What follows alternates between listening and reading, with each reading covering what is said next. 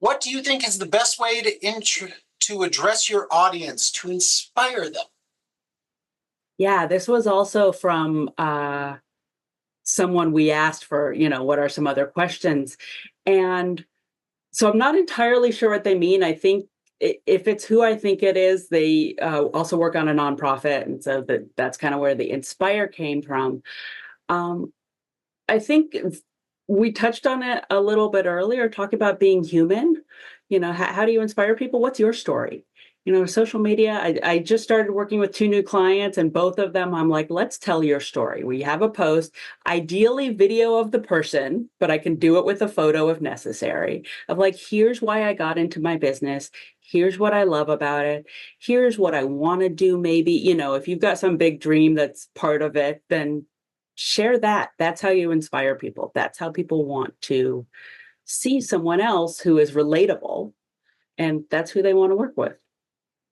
I do love the business owners that refer to it not as selling to people, but inspiring them, sharing their message. It's like you are a big step closer to the kind of direct human contact that most businesses try to achieve. And I love that. Um, for me, if somebody asks how to inspire people, my first thought would be to say, what inspires you?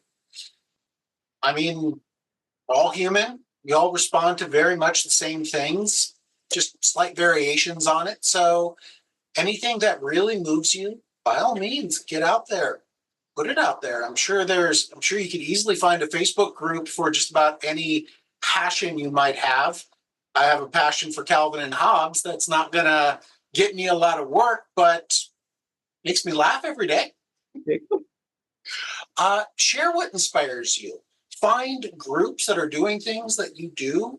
Share any particular charity work that you do and share that with the world. I mean, you don't have to reinvent the wheel on this. If you just say, here's the group of people that I most associate with, and this is where I find my heart, I mean, that's all positive. As long as you're keeping it positive, and it should be.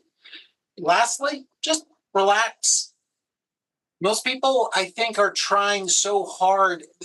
When they're on camera, they feel like they have to be someone else, that they have to push to really behave unnaturally. And of course, I'm always pushing people to be just a little bit more energetic, a little bit more positive, but by all means, I don't want people to be phony to themselves. I'm not going to ask the dance instructor who's all caffeinated energy to be the same person as the estate attorney who usually works with people in their 60s and he's much more subdued.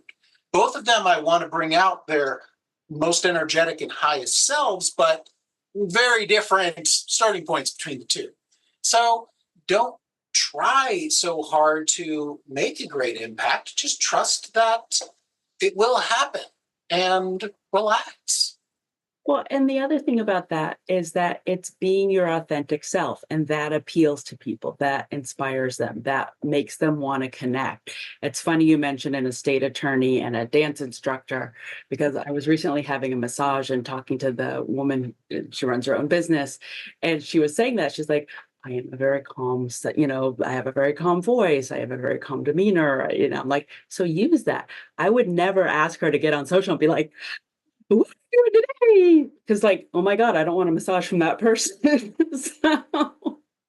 So it is being yourself is really important in attracting the kind of people you want to attract.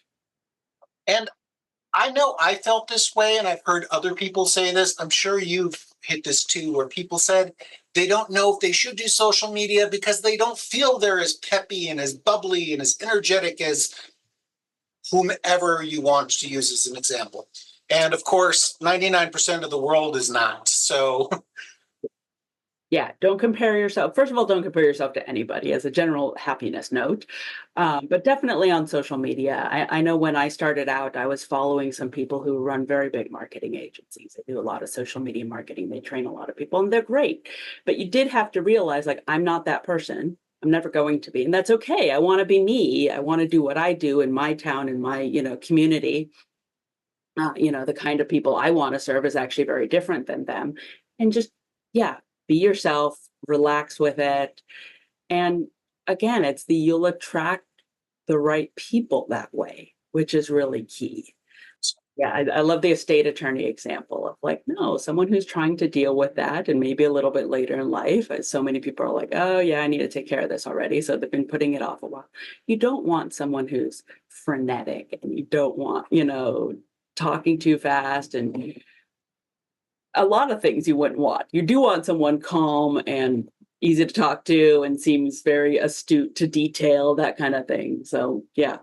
Well, you got to trust people that they know their audience. I mean, when I'm working with an accountant who's used to working with businesses, very cut and dry sort of material, they don't want to puff themselves up in any way. They want to be very clear. Here are the facts. Here's what I do. And for them, that's probably the best way of doing it.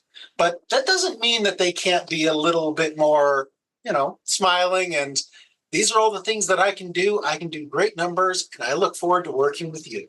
Right. You could be still smile at the end. Yeah, I was gonna say you can be friendly without being inauthentic in most cases.